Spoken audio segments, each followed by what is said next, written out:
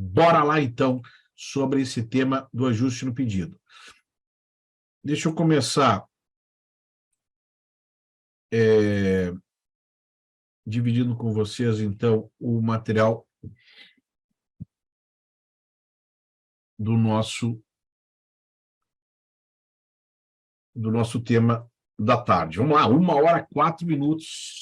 Está na hora de processo, de verdade, ajuste no pedido no processo previdenciário, né?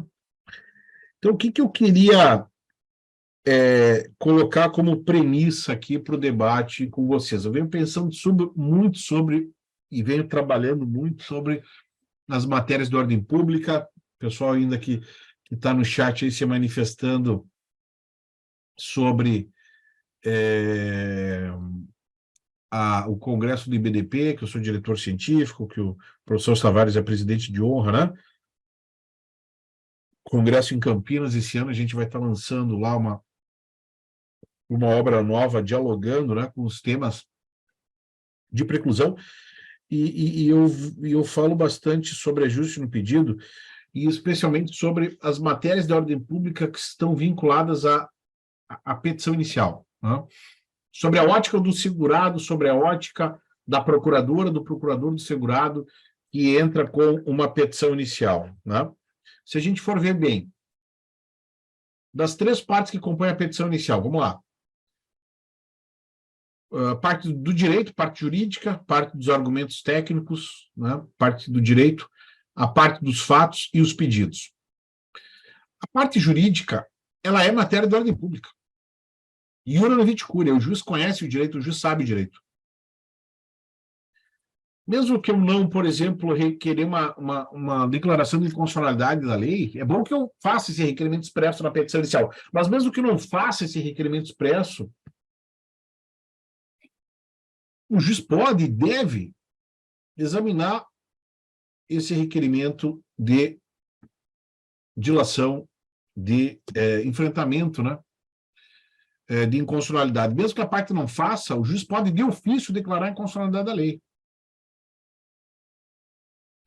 Então, a matéria do direito é uma matéria muito vinculada à atividade do juiz e os próprios conceitos de matérias de ordem pública.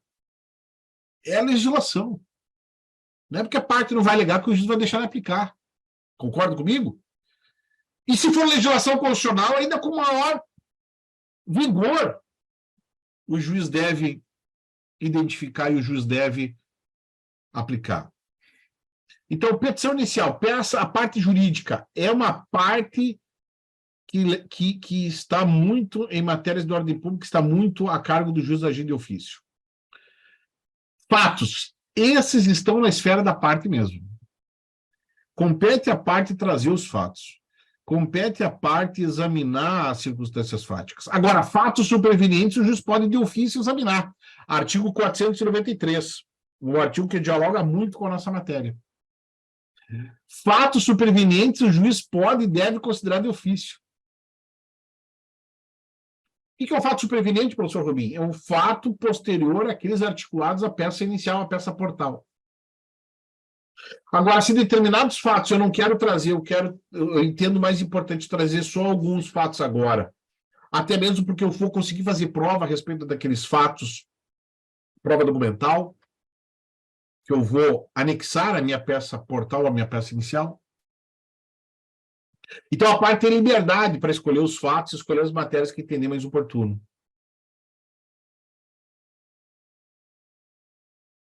E pedidos. Os pedidos, em geral, são da alçada da parte, mas a gente acabou de ver aqui que no processo previdenciário do professor Tavares, o juiz pode conceder benefício diferente, o juiz pode conceder um benefício mais vantajoso, o juiz pode conceder um benefício que seja executado nos termos do tema 1018 mencionado, as parcelas só vencidas ser executadas judicialmente, porque depois o segurado requereu um benefício administrativo mais vantajoso. Então, o que eu quero dizer aqui para vocês? Que as matérias de ordem pública, elas vêm se somando. E se eu aumento as matérias de ordem pública, o que acontece? Eu diminuo as matérias de ordem privada. Qual que é uma repercussão importante para você, advogado, a respeito disso? Uma repercussão prática. Se você fizer algum equívoco na peça inicial, se você não tiver uma peça tão perfeita, ou se você pegar o processo de andamento que a petição inicial foi feita por um colega, essa petição inicial não é tão perfeita, há possibilidades de correção, há possibilidade de ajuste, há possibilidade de modificação. Porque se o sistema tira aquela matéria de ordem privada para colocá-la numa matéria de ordem pública, é possível que o juiz, inclusive, te ajude nesse ambiente de correções. E aí nós temos o princípio da boa-fé, e aí nós temos o princípio da colaboração. E aí nós temos também o princípio da economia processual, para que o processo ele se endireite, se arrume no que toca ao seu objeto do processo, ele se arrume a ponto de aquele processo resolver o problema e as partes não terem que voltar com uma nova demanda. Estou sendo claro? Se eu diminuo as matérias de ordem privada e aumento as matérias de ordem pública, eu aumento as possibilidades do juiz corrigir determinados equívocos da peça inicial.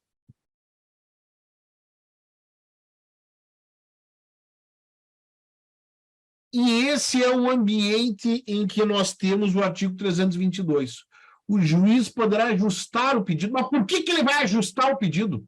É porque aquele pedido não se encaixa bem no processo. Ou, em razão de fato superveniente, em razão de outras circunstâncias, deixou de se encaixar adequadamente. Então, veja que eu pressuponho uma peça que não seja perfeita em termos de encaminhamento, em termos de pedido, para que o juiz, ao tempo de prolastar sua decisão final, não ao tempo de mandar citar o INSS, mas ao tempo de prolatar a sentença lá na frente, ele tem que fazer algum ajuste para a coisa se encaixar melhor.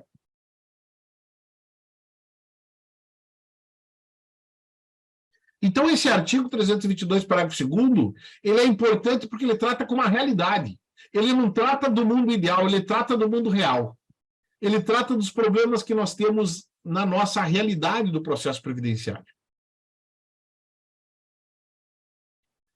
Então, se essa disposição, ela, quem sabe, causa até alguma dúvida para o processualista civil, para o processualista que atua na área previdenciária, não pode assustar.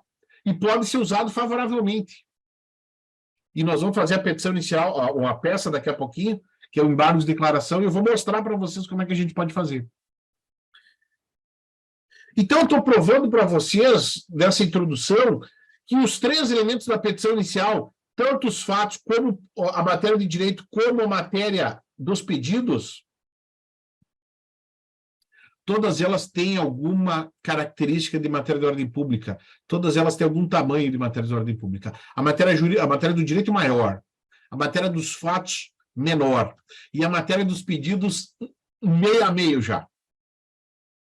Porque eu posso pedir uma coisa e o juiz pode me dar outra. Ah, mas eu aprendi como extra, como ultra petita. Mas no processo previdenciário vai ser um pouquinho diferente. Eu já dei alguns exemplos para quem é do time de elite em sala de aula, demos benefícios por incapacidade que não tenho na inicial pedido de reabilitação profissional. Essa reabilitação profissional, ela ser determinada em sentença. Desde que o conjunto da postulação, ou seja, desde que o conjunto daquilo que foi requerido e as provas que estão relacionadas a ela apontem para isso. Essa expressão conjunto da postulação é um tanto quanto difícil, né? Mas seria o conjunto daquilo que foi trazido em termos de exposição fática e de pedido e também daquilo que foi provado. Até porque ninguém entra com a petição inicial sem documentos. Então, o que importa são os fatos que eu trago na petição inicial e a comprovação documental daqueles fatos. Daquela incapacidade, daquela deficiência, daquela insalubridade para um requerimento de atividade especial, da união estável para uma pensão por morte, da atividade rural para um benefício especialmente vinculado à atividade do segurado especial.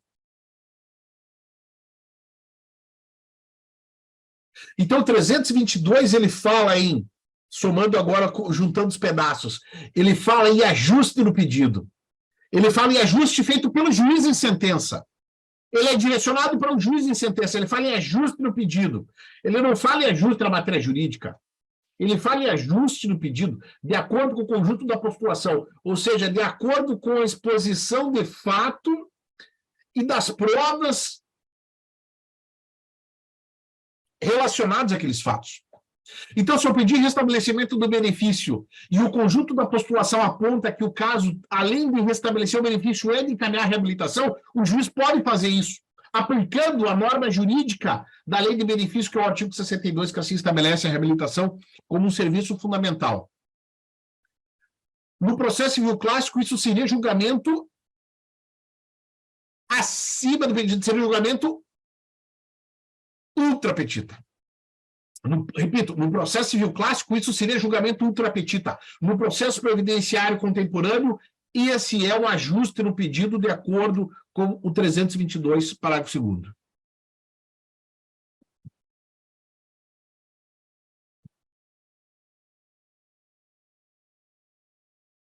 É lindo isso ou não é lindo isso? Jéssica Valderez, pessoal do chat. É lindo ou não é lindo essa construção? É simples? Não, o professor Savares acabou de dizer, mas eu estou trazendo exemplos da construção de uma autonomia do processo previdenciário. E mais, uma construção de processo previdenciário que entra dentro do Código de Processo Civil. É o caminho inverso. É o processo previdenciário dizendo para o processualista civil tradicional, vocês também podem um pouquinho sair daquele quadro engessado, dogmático, daquele quadro de ultra extra petita que vocês aprenderam na faculdade. Vocês podem fazer um pouquinho. Em nome do quê? Em nome da eficiência, da economia processual, em nome da boa-fé, em nome da colaboração. Porque o juiz, o ideal é que o juiz, para julgar e ajustar o pedido, ele dialogue antes com as partes sobre isso. E claro que se o juiz pode adotar essa medida de ofício, até mesmo de expor o diálogo, de abrir o diálogo, de abrir o contraditório, dizendo no artigo 10 que o juiz deve abrir o contraditório, ainda que a matéria seja de ordem pública, é claro que a parte pode dar um empurrão. Então, a minha sugestão, mesmo que já passado o senador, se você vê que há necessidade de algum ajuste no pedido, peticione para o juiz. Diga para o juiz isso. Explique o que o conjunto da postulação, que os fatos como narrados e a prova trazida ao processo determina aquele ajuste no pedido. Professor, reafirmação da DERA entra no ajuste no pedido, claro. Reafirmação da DERA é fato superveniente que determina uma modificação da postulação. Quem sabe não é mais uma aposentadoria especial, agora uma aposentadoria por tempo de contribuição, com tempos especiais e ainda um tempo posterior à data do ajuizamento da demanda, que vai se somar a fim de que o segurado possa, então, se aposentar.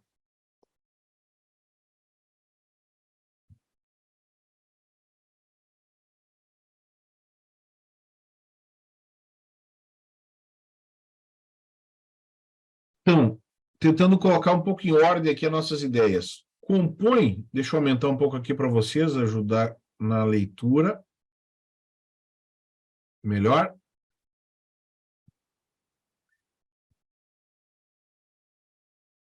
Um pouco mais aberto. Compõe o pedido, a parte do pedido, o objeto do processo. O que é o objeto do processo? Aquilo que vai transitar em julgado. O mérito do processo é o exame do pedido com os fatos jurídicos, ou seja, com a causa de pedido próxima, com os fatos que eu trago no processo.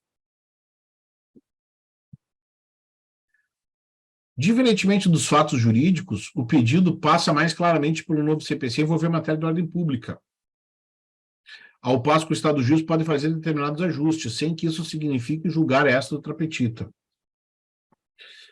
Então, realmente, a parte do pedido, mais do que a parte dos fatos, ela vem se colocando como matéria de ordem pública, como uma matéria que interessa não só as partes, mas também o juízo.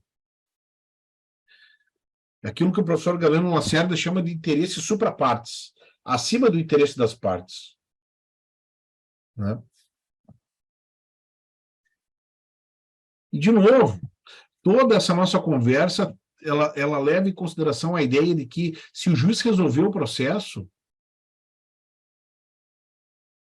e aí a própria teoria do acertamento, né, da relação previdenciária, que fala o professor Savares, as partes não voltam. Se o juiz conseguir, por exemplo, conceder o benefício, se o juiz conseguir encaminhar a reabilitação, as partes não voltam. Veja esse exemplo, então, da reabilitação. Se o juiz se fixar só o restabelecimento do benefício sem encaminhar a reabilitação, provavelmente o segurado vai entrar em juízo de novo. Provavelmente o segurado vai entrar de novo com o processo, para no próximo processo requerer a reabilitação. A reabilitação é um pedido. Os fatos são os mesmos, as partes são as mesmas. Muda o pedido. Sendo o objetivo de uma demanda previdenciária a concessão de aposentadoria, seguro que o julgador deve, em colaboração com as partes, dialogar sobre determinados períodos que, se reconhecidos, levariam à concessão da prestação. Faço uma indagação para vocês. O objetivo de um processo é averbar a tempo ou é uma concessão definitiva do benefício? Eu digo em colaboração aqui porque, realmente, daqui a pouco, a parte que o seu procurador não quer realmente colocar determinados períodos, que é só averbar naquele momento, quer averbar determinados períodos, não quer a concessão definitiva do benefício agora.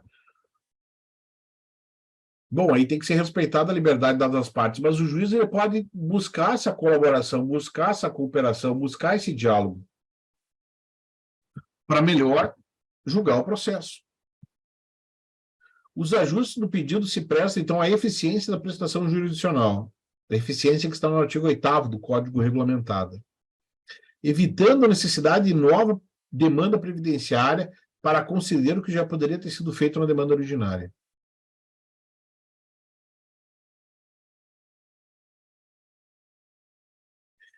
Então, julgar adequadamente aquela relação jurídica. Julgar adequadamente aquela questão.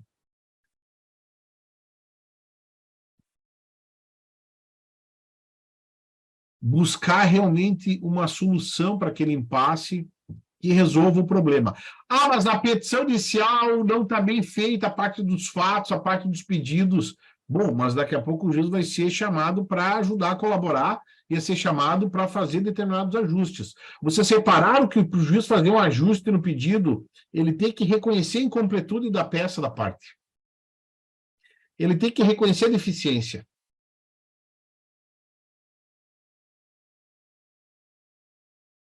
E Brasil afora, e eu particularmente fazendo mentorias aí por todo o Brasil com os alunos do time de elite, né, as mentorias individuais, quantos casos a gente vê de peça mal feita, de peça mal elaborada?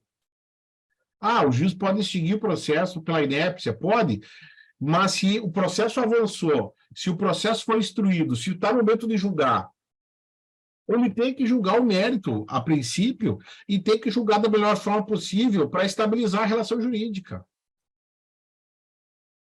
Ele tem que determinar o acertamento ali daquela prestação previdenciária que seja mais adequada ao segurado.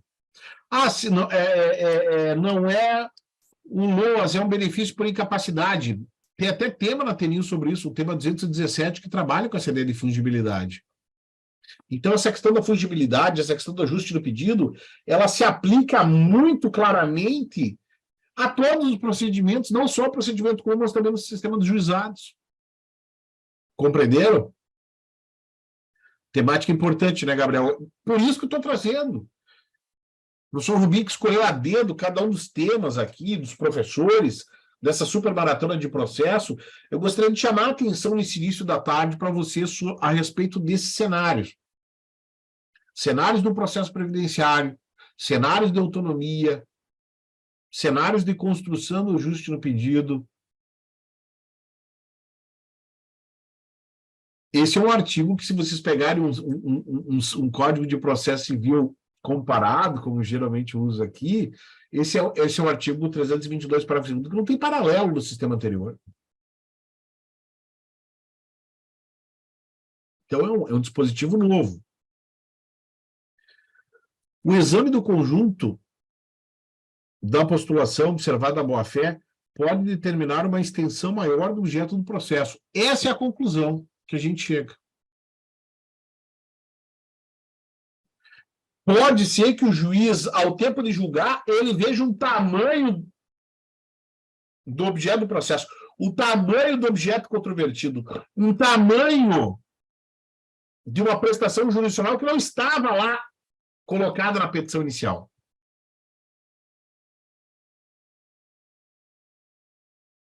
E isso é possível pelo sistema, então, sem que seja considerada nula a medida, especialmente quando há uma imprecisão na peça portal que pode ser comatada, que pode ser corrigida, que pode ser retificada.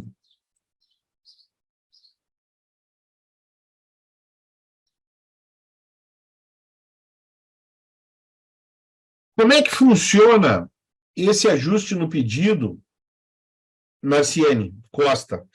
Como é que funciona esse ajuste no pedido em termos de instâncias jurisdicionais? Seria a próxima pergunta. Tá, professor, eu estou pegando um processo pelo meio do caminho, veio do outro advogado, e eu tenho que dar uma ajustada nessa peça aqui, dar uma ajustada nesse processo, tentar botar ele dentro dos trilhos de novo. O que seria o ideal fazer? O ideal é sempre trabalhar dentro do primeiro grau. O ideal é fazer um trabalho vinculado ainda à primeira instância. Como a gente está falando em possibilidade de objeto, de mudança do objeto do processo, é ideal que eu faça isso perante o primeiro grau para evitar qualquer alegação de supressão de instância, matéria que vem regulamentada no artigo 1014. Aliás, muita gente fala de supressão de instância e não entende bem onde é que está regulamentada. Está lá no 1014 do Código de Processo Civil, dentro do cenário do ambiente recursal. Supressão de instância nada mais é do que, pela letra do código, atenção, levar para o segundo grau matéria de fato que não foi trabalhada no primeiro grau.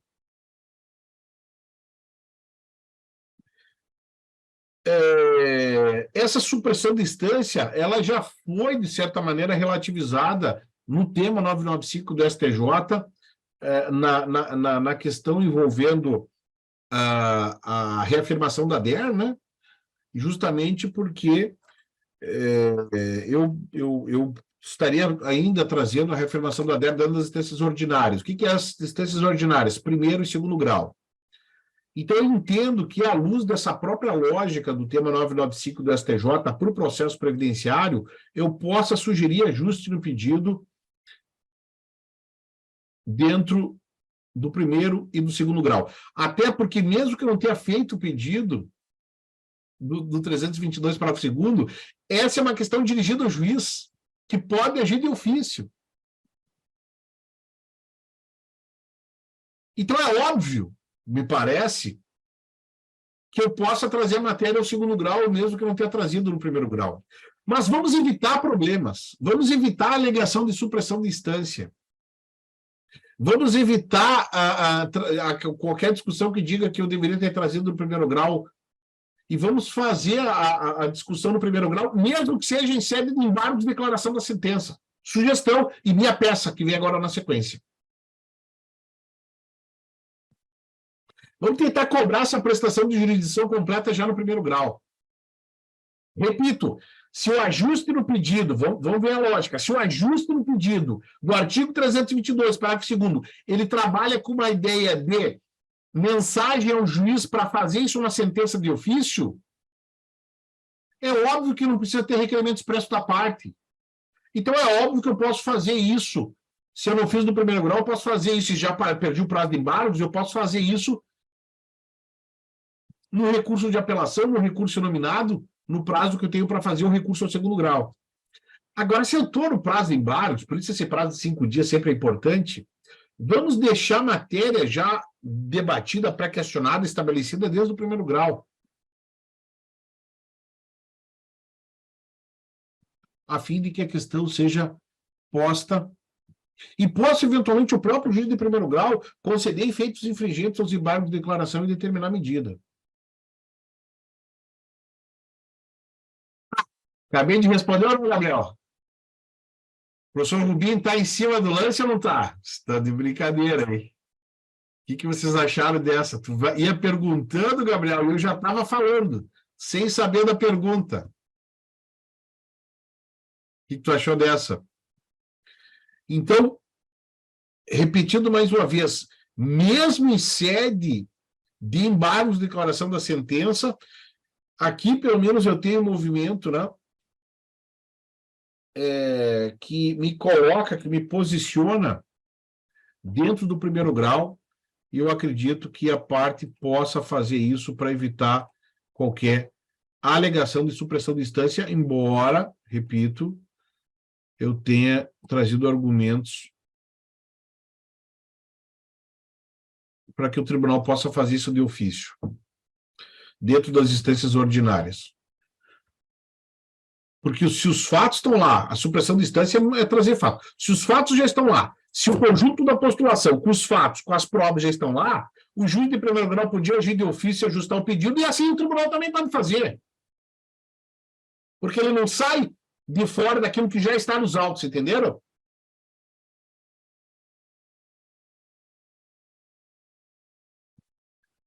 Vamos lá.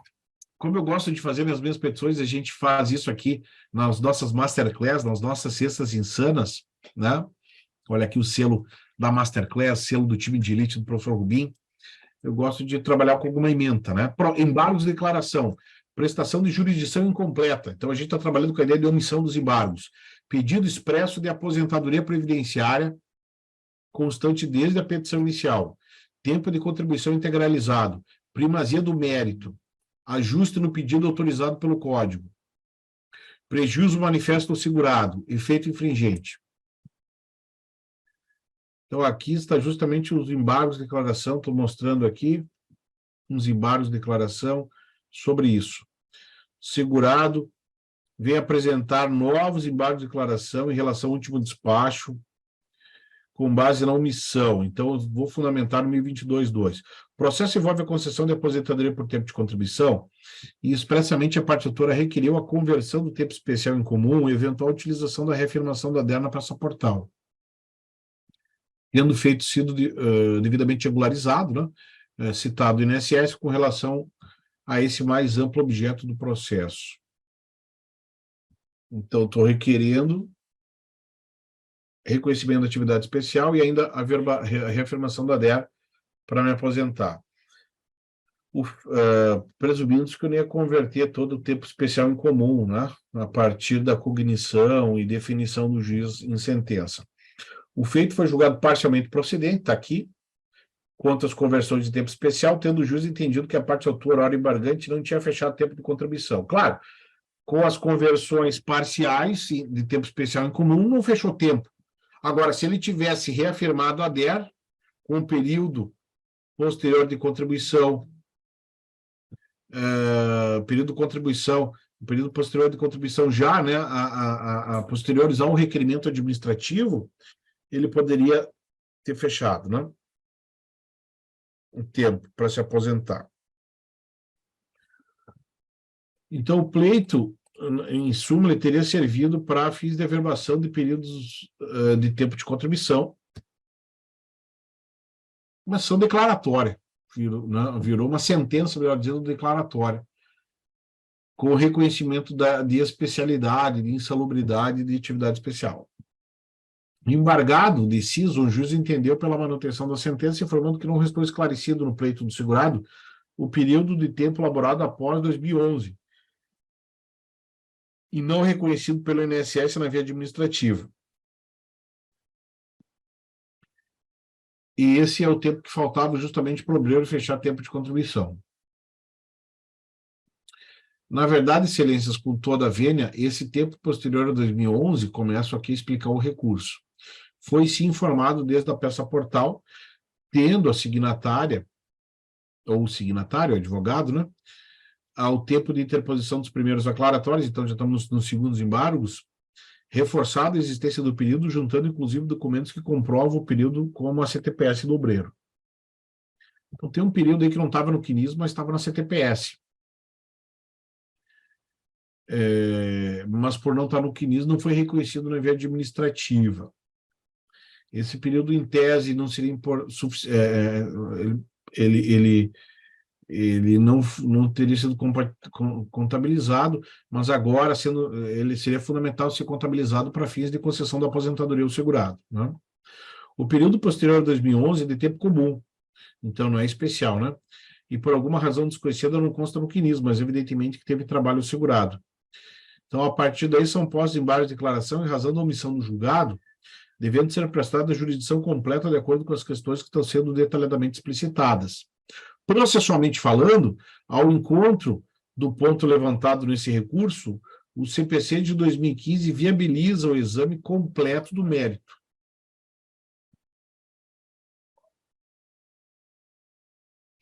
Defendendo o princípio da primazia do mérito, que está no artigo 139.9, e a possibilidade do próprio julgador propor ajuste no pedido, de acordo com o conjunto da postulação observada à boa-fé. Então, aqui a gente está dizendo que a parte dos fatos já estava na petição inicial, poderia ter ficado melhor, mas já estava lá, e o pedido poderia sofrer um determinado ajuste para contemplar esse período de 2011 seguintes, período comum, para fins de aposentar. Ou seja, se do conjunto da postulação, se daquilo que estava no processo, se dos documentos ali constantes, inclusive CTPS que foi juntada, se o juiz tivesse examinado com um pouco mais de cuidado, ele teria concedido, para além da verbação, já a própria aposentadoria. O processo serviu só para verbar. Ele poderia ter averbado e já aposentado. E o segurado, por meio do seu advogado, está confirmando que ele quer isso. Que ele não quer só a verbação, que ele quer se aposentar, que ele quer levar em consideração aquele período. E ele quer que o juiz preste jurisdição sobre isso também. Então, o juiz pode ajustar o pedido, mas é verdade que se a parte identificar o problema e requerer, cria, a partir daí, entendo, uma exigência de ser prestada a jurisdição completa. Cria, a partir daí, a incumbência do juiz enfrentar aquela questão, porque o código autoriza o ajuste no pedido. Não é simplesmente porque o advogado quer, é porque o código autoriza. Se o código autoriza, o juiz tem que prestar jurisdição a respeito daquele ponto. Ele poderia ajustar.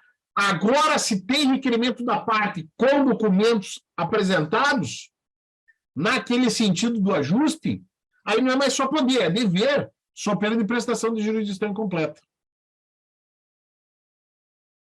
Por que não prestar jurisdição sobre? Se prestando jurisdição, nós vamos formar coisa julgada a respeito daquele tema. Se esse período de 2011 e posterior, que não consta no quinismo, mas consta na CTPS, pode ser objeto de uma posterior demanda judicial, se não resolvida a questão nesse processo originário. Então, vejam, todas as informações e o material que a gente trouxe na primeira parte aqui da exposição, elas convergem para esse teor da peça e para esse encaminhamento de ajuste no pedido a ser feito pelo magistrado, pelo menos a partir do momento em que há requerimento expresso da parte. São segundos embargos de declaração. Reitero. Então, digo, mesmo que a petição inicial não falasse desse período posterior de 2011, o que se admite por amor ao debate, porque estava, o juízo poderia, sim, ter considerado o período, devidamente demonstrado e encaminhado o pedido de aposentadoria previdenciária do segurado.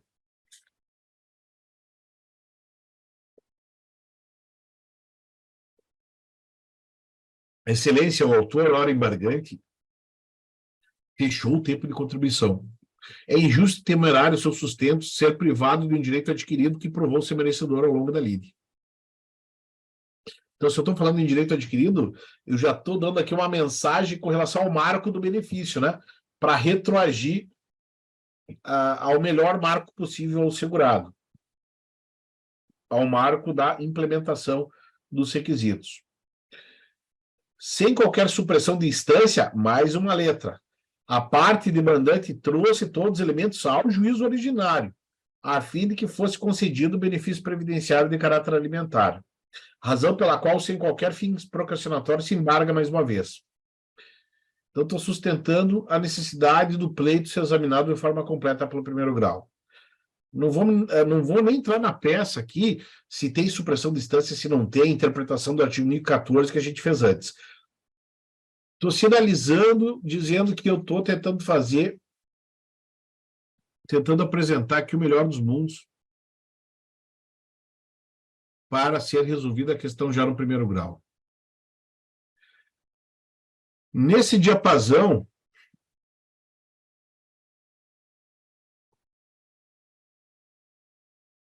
repare, excelência, sequer faz necessário o Instituto da Reafirmação da DER, ao passo que o segurado e o embargante demonstrou ter reunido as condições ao tempo do ajuizamento para gozo do B42. Então, mesmo que a petição inicial tenha pecado em algum sentido quanto à não explicitação de determinado período não constante no processo administrativo, fato é que, ao longo da lide, restou demonstrado o labor do período posterior a 2011, devendo ser prestada a jurisdição completa pelo magistrado. Prestação de jurisdição completa, já solucionando a lide de maneira integral. Como, aliás, autoriza expressamente uma ordem de diploma processual pátrio ao autorizar, repite-se, o ajuste do pedido e o prestígio da solução integral de mérito. Que faça a coisa julgada, evite a eternalização das discussões, quem sabe com nova demanda previdenciária sendo proposta pelo segurador embargante. Então, uma peça aqui com os fundamentos para vocês aqui, ó, com a organização da matéria. Por fim, a viabilizar a utilização da medida, eu gosto muito dessa emenda aqui do STJ, que fala em equívoco manifesto ou mesmo omissão da decisão embargada, que pode ser utilizado os embargos de declaração, né? Já assentado, então, pelo STJ, a possibilidade de uso de embargos de declaração. E vejo que é uma emenda feita nos embargos dos embargos dos embargos, do recurso especial, né? Tanto a presença de equívoco manifesto ou mesmo omissão na decisão embargada possibilita o acolhimento dos embargos de declaração com efeitos modificativos. Bem boa essa decisão da 5ª turma do STJ, relatoria do ministro Jorge Scartesini. Uma jurisprudência histórica, mas que eu gosto de usar aí uma jurisprudência do STJ proveniente de um recurso especial de Santa Catarina, aqui do Sul, né?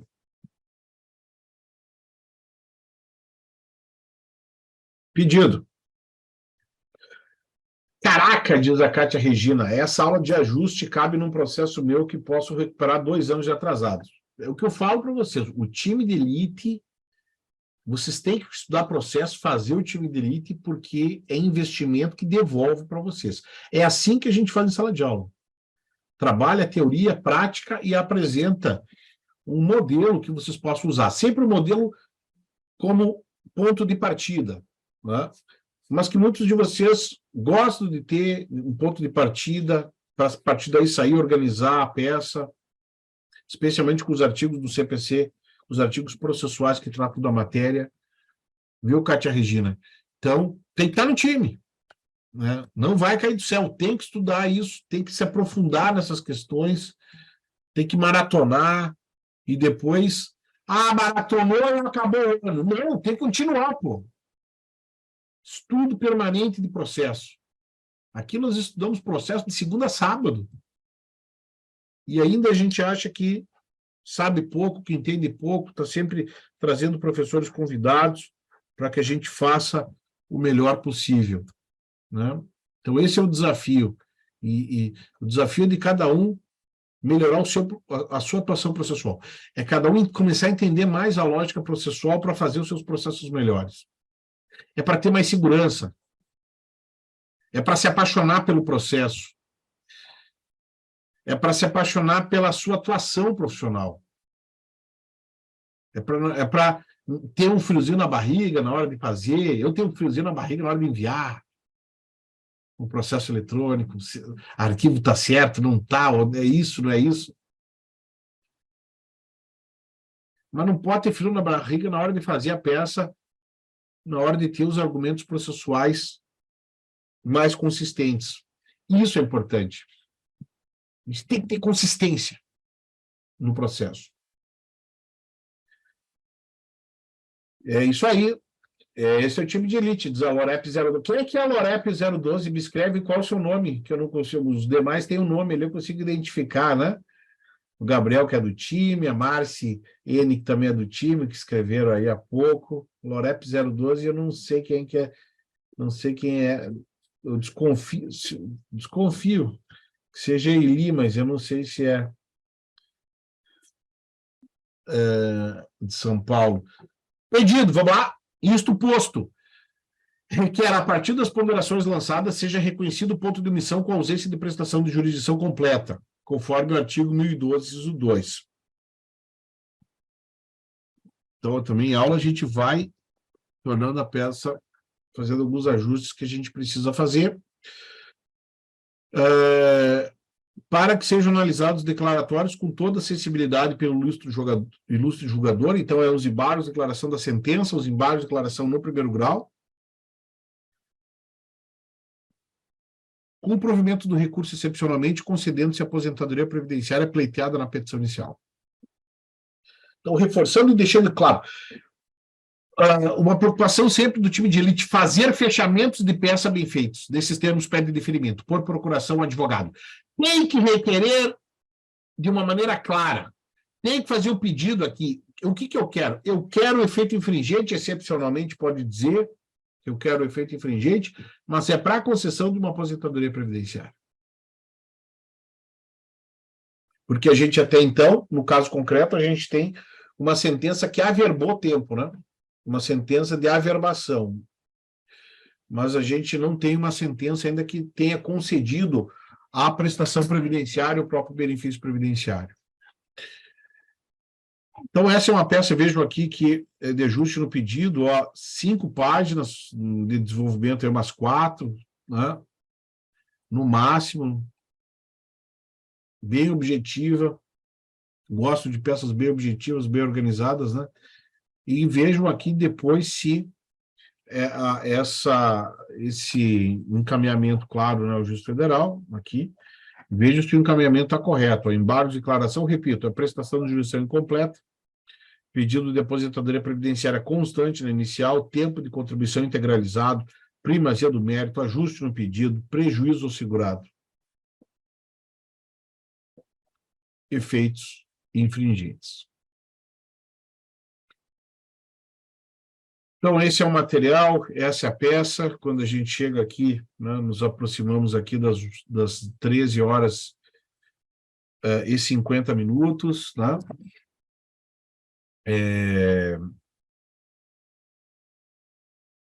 Queremos agradecer aí a cada um que acompanhou já desde o início, né, a nossa maratona.